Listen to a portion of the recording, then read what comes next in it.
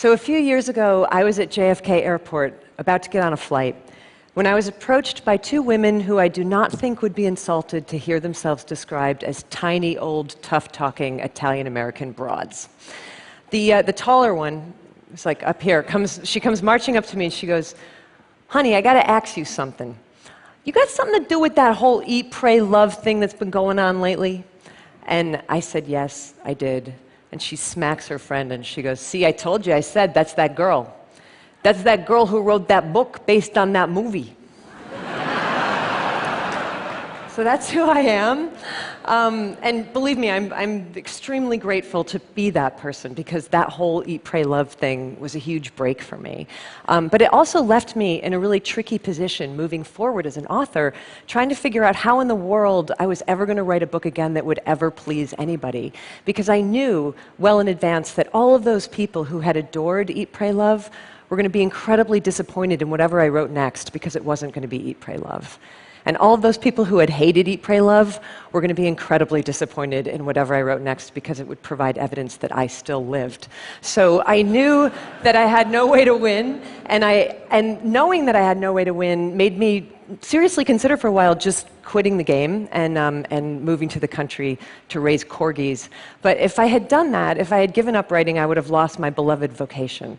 So I knew that the task was that I had to find some way to gin up the inspiration to write the next book, regardless of its inevitable negative outcome. In other words, I had to find a way to make sure that my creativity survived its own success. And I did in the end find that inspiration, but I found it in the most unlikely and unexpected place. I found it in lessons that I had learned earlier in life about how creativity can survive its own failure. So just to back up and explain, the only thing I have ever wanted to be for my whole life was a writer. I wrote all through childhood, all through adolescence. By the time I was a teenager, I was sending my very bad stories to The New Yorker, hoping to be discovered. After college, I got a job as a diner waitress, kept working, kept writing, kept trying really hard to get published, and failing at it. I failed at getting published for almost 6 years. So for almost 6 years, every single day I had nothing but rejection letters waiting for me in my mailbox. And it was devastating every single time. And every single time I had to ask myself if I should just quit while I was behind and give up and spare myself this pain. But then I would find my resolve, and always in the same way, by saying, I'm not going to quit, I'm going home. You have to understand that for me, going home did not mean returning to my family's farm. For me, going home meant returning to the work of writing, because writing was my home. Because I loved writing more than I hated failing at writing, which is to say that I loved writing more than I loved my own ego, which is ultimately to say that I loved writing more than I loved myself. And that's how I pushed through it. But the weird thing is that 20 years later, during the crazy ride of Eat, Pray, Love, I found myself identifying all over again with that unpublished young diner waitress who I used to be, thinking about her constantly and feeling like I was her again, which made no rational sense whatsoever, because our lives could not have been more different. She had failed constantly. I had succeeded beyond my wildest expectation. We had nothing in common. Why did I suddenly feel like I was her all over again? And it was only when I was trying to unthread that I finally began to comprehend the strange and unlikely psychological connection in our lives between the way we experience great failure and the way we experience great success. So think of it like this. For most of your life, you live out your existence here in the middle of the chain of human experience, where everything is normal and reassuring and regular. But failure catapults you abruptly way out over here into the blinding darkness of disappointment. Success catapults you just as abruptly, but just as far, way out over here into the equally blinding glare of fame and recognition and praise. One of these fates is objectively seen by the world as bad, and the other one is objectively seen by the world as good, but your subconscious is completely incapable of discerning the difference between bad and good.